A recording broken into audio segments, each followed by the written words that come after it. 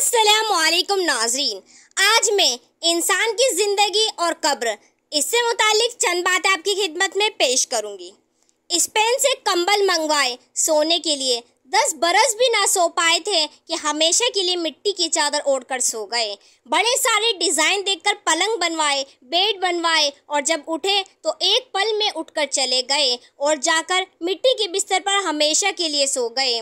अपनी ख्वाबगाह में बड़े डिज़ाइन की लाइटें लगवाई, बड़ी खूबसूरत कुमकुमों में बल्ब लगाए और कुछ दिन भी न रहने पाए थे कि उठकर अंधेरी कोठरी में जाकर सो गए। हर वक्त अपने घर को चमकाने वाले जाकर वहशत और तन्हाई के घर में और कीड़े मकोड़ों के साथ जाकर सो जाते हैं। बदन पर कोई चोटी आ जाए तो आदमी उसे झाड़ देता है, मार देता है।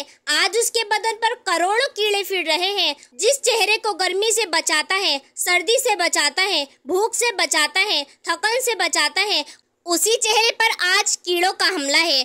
कोई उसकी आंखें खा रहा है, कोई उसकी खाल खा रहा है, कोई उसकी जबान नोच रहा है, कोई उसकी टांगों को लगा हुआ है। और वह पेट जिसके भरने के लिए सारी जिंदगी धक्के खाता रहा, वही पेट कब्र में सबसे पहले फट जाता है।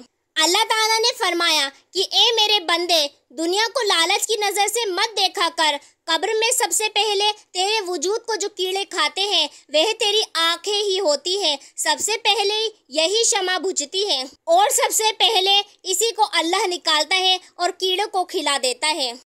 तो जिस इंसान का ये हैरतनाक अंजाम हो कि मौत उसकी शिकारी हो, आफतों के फंदे उसके चारों तरफ कायम किए जा चुके हो, मुसीबतों की खाइयाँ कदम कदम पर उसके लिए खोदी गई हो, गमों के बादल कभी उसके ऊपर से हटते ही ना हो, खुशियों की किरण बिजली की चमक की तरह आकर गुजर जाती हो, परेशानियों और फिक्रों के समुद्रों में डूबा हुआ हो और बीमारियां उसके साथ अपना रोल अदा कर रही हो, दोस्तों की बेवफाइयां और औलाद की नाफरमानियां उसके दिल पर नश्तर चला रही हो, कब्र उसको रोजाना पुकार रही हो, मैं तन्हाई का घर हूँ, मैं अंधेरे का घर हूँ, कीड़े मकोड़ों का घर हूँ, मेरे पास आना है तो कोई सामान्य सफर लेकर आना।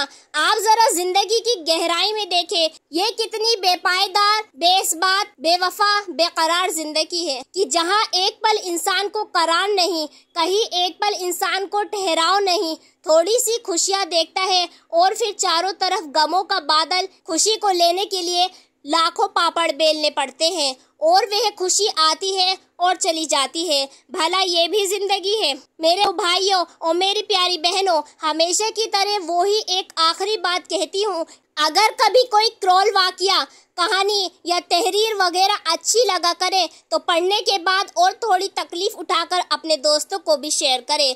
यकीन करें, इसमें आपका मुश्किल से एक लम्हा लगेगा, लेकिन हो सकता है इस एक लम्हे की उठाई हुई तकलीफ से आपकी शेयर की हुई तहरीर हजारों लोगों के लिए सबक आमोज साबित हो। लिहाजा मैं अल्लाह ताला से दुआ करती हूँ कि अल्लाह ताला हम सबको मरने से पहले पहले कब्र की तैयारी करने वाला बनाए। आमीन। वमा अलैना इल्लल बलागुल मुबीन। अस्सलामु अलैकुम व रहमतुल्लाहि व बरकातुहू।